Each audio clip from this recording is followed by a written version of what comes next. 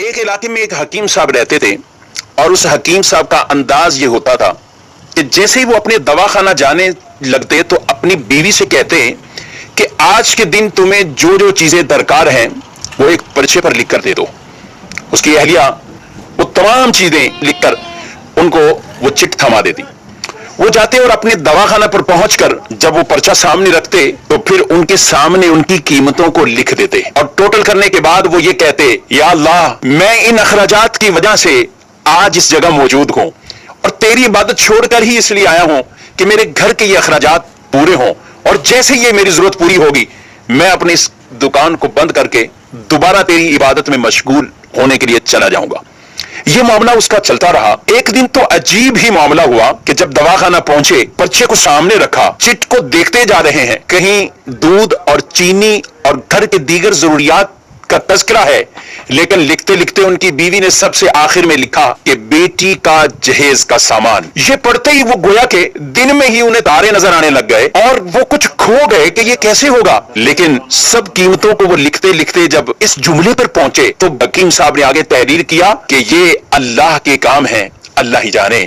حکیم صاحب نے یہ جملہ لکھا اور دواخانہ پہ جو مریض موجود تھے ان کو دوائیاں دینا شروع کی. ابھی ایک دو آدمیوں سے فارغ ہوئے تھے کہ اچانک حکیم صاحب کے مطب کے سامنے ایک بڑی کار آ کر رکتی ہے اور اس میں سے ایک سوٹ بوٹ ایک خوبصورت لباس پہنے ہوا آدمی کار سے باہر نکلتا ہے اور وہ حکیم صاحب کے دواخانہ میں داخل ہو جاتا ہے. حکیم صاحب جیسے ہی اپنے مریضوں سے فارغ ہوئے تو اس کو کہنے لگے کہ بھائی اگر آپ کو دوا چاہیے تو میرے قریب آ جائے, میں آپ کی نبض چیک کرتا ہوں, آپ کو دیکھ لیتا ہوں, اور اگر کسی اور مریض کے لیے چاہیے تو مجھے اس کے حالات بتائیں, کیفیت بتائیں. وہ آدمی کہنے لگا حکیم صاحب شاید آپ نے مجھے پہچانا نہیں ہے. اور آپ کیسے پہچان سکتے ہیں, 15-16 سال کا عرصہ گزر گیا ہے. حکیم صاحب کچھ حیران سے ہوئے کہ آخر کون سے یہ راز سے پردہ اٹھانے والے ہیں. وہ آدمی کہنے لگا آج سے 16 سال قبل آپ کی اسی دکان کے سامنے سے میرا گزر ہو رہا تھا اور یہی دکان کے قریب ہی ہماری گاڑی کا ٹائر پنچر ہوا اور میں باہر دھوپ میں کھڑا تھا. آپ نے دیکھا تو آپ نے کہا کہ اندر آئیے, اسٹول پر بیٹھ جائیں. میں اندر آیا, میں نے آپ کو دیکھا, لوگوں کو دوائیاں دے کر آپ فارغ بیٹھے ہیں. ایک چھوٹی سی بچی آپ کے پاس کھڑی اور آپ سے کہہ رہی تھی بابا چلیے نا, بھوک لگی ہوئی ہے, چلیے گھر پہ چلتے ہیں. آپ اسے کچھ ٹہلنے کا کہہ رہے تھے. میں نے سوچا میں ایسے ہی آپ کی دکان میں بیٹھا ہوں, چلو کوئی دوائی آپ سے کہہ دوں اور اسی بہانے کچھ آپ کو رقم دے دوں. میں نے آپ سے کہا کہ حکیم صاحب ہماری شادی کو 6 سال ہو چکے ہیں, ہم 6 سال کے اندر ابھی تک اولاد کی نعمت سے محروم ہیں. بہت سی ادویات کا ہم نے استعمال کیا ہے لیکن اب کچھ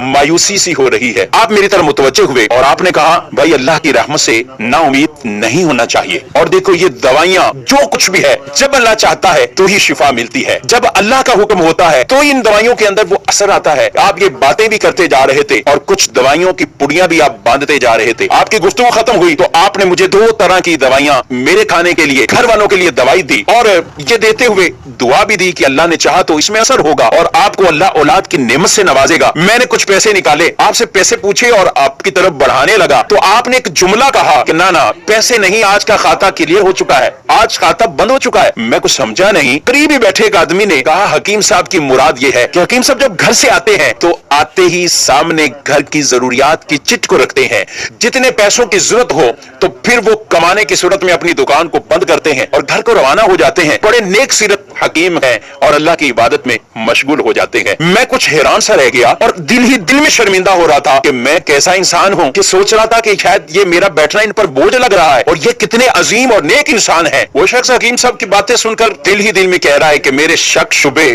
یقین میں بدل چکے ہیں اور اس دوائی میں ضرور ہمارے لیے کوئی اثر ہوگا اور اللہ پاک اپنی رحمت سے ہمیں اولاد بھی دے گا.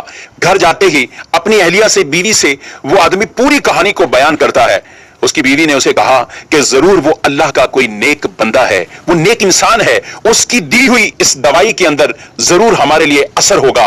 کیوں نہ ہو یقینی کیفیت کے ساتھ ہم اسے استعمال کریں. کہاں ہم استعمال کرتے رہے. الحمدللہ اس وقت میں 3 بچوں کا والد ہوں اور یہ ہمارے لیے انتہائی خوشی کے لمحات ہیں. ہم آپ کو بہت دعاؤں میں یاد رکھتے ہیں اور جب بھی پاکستان آتا ہوں کوشش ہوتی کہ آپ سے ملاقات ہو جائے. آپ کے دواخانہ پہ جب بھی آیا ہوں پتہ یہی چلا ہے کہ آپ گھر کو جا چکے ہیں اور کل ہی किसी ने बताया हकीम साहब को मिलना है तो सुबह सुबह 9 बजे आ जाइए। हकीम साहब आज मैं इसी वजह से 9 बजे ही आ गया हूं। और मामला यह है कि मैं और मेरी पूरी फैमिली हम सारे इंग्लैंड में शिफ्ट हो चुके हैं। मेरी एक बहन और उनकी एक बेटी जो कि यहीं पाकिस्तान में रहते हैं, और मैं अपनी भांजी की शादी के सिलसिले में पाकिस्तान आया हुआ था, और उसी भांजी के तमाम तर शादी के अखराजात मैंने अपने जिम्मे राजी खुशी लिए थे और मैं उसी की खरीदारी में मसरूफ था।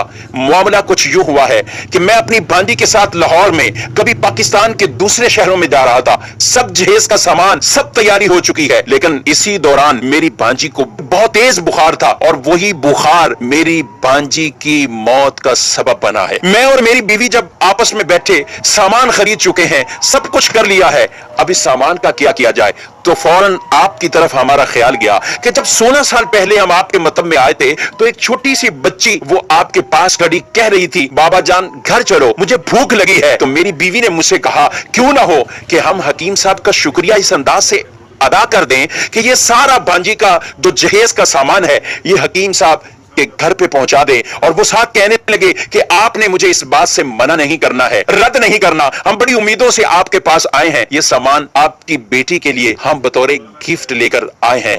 बस वो क्या बातें बता रहे थे कि हकीम साहब की आंखों से आंसू जारी हो गए। वो रोते हुए और उन्होंने वो चिट निकाली और वो चिट और वो पर्चा उस आदमी के सामने रखा और कहा, भाई मोहम्मद अली ये देखो, आज के ही दिन मेरी बीवी ने घर के सौदा सलफ और सामान के साथ आखिर में बेटी के इसका सामान भी लिखा। और मैंने देखो आगे क्या लिखा है, ये अल्लाह का काम है, अल्लाह जाने, अल्लाह बेहतर सबब बनाने वाला है। मैंने आगे ये जुमला लिखकर ये मामला यही क्लोज कर दिया था, मगर मेरे रब की रहमत और शान करीमी आप देखिए कि मैं यहां से उठा नहीं हूं, मेरे रब ने इस चीज का एहतमाम कर दिया है। हकीम साहब कहने लगे, मोहम्मद अली साहब आपकी भांजी का सदमा वो जरूर है, मगर मैं तो रब की शान और रब की कुदरत पर हैरान हूं कि आज मैं घर वापस खाली हाथ नहीं पलटा। यही कहते हैं कि जिसका अल्लाह पर भरोसा वो मजबूत हो जाए, तवक्कुल और एतमाद मजबूत हो जाए, फिर अल्लाह उनके लिए असबाब पैदा फरमाता है। हमें भी चाहिए हलाल कमाएं, हलाल के लिए तगोदो करते रहें। रसूल मुकर्रम सल्लल्लाहु अलैहि वसल्लम फरमाते हैं, कुछ गुनाह ऐसे हैं कि जिन्हें ना नमाज खत्म करती है ना रोजा खत्म करता है, हाँ रोजी की तमन्ना में, रोजी की तलाश में गमज़दा होना, ये गम उन गुनाहों को खत्म कर देता है। और जब आदमी अल्लाह से डरते हुए रिज़्क़ की तलाश में जाता गए, अल्लाह खुद कुरान पाक में इरशाद फरमाता है, वमन यत्तक़िल्लाह यजअल लहू मखरजा व यरज़ुक़हु मिन हैसु ला यहतसिब, और जो अल्लाह से डरे अल्लाह उसके लिए रास्ते पैदा फरमाता है और उसे वहां से रिज़्क़ देता है जहां से उसे गुमान भी नहीं होता। अल्लाह रब्बुल आलमीन हम सबको ऐसा तवक्कुल, ऐसा भरोसा इख्तियार करने की तौफीक अता फरमाए।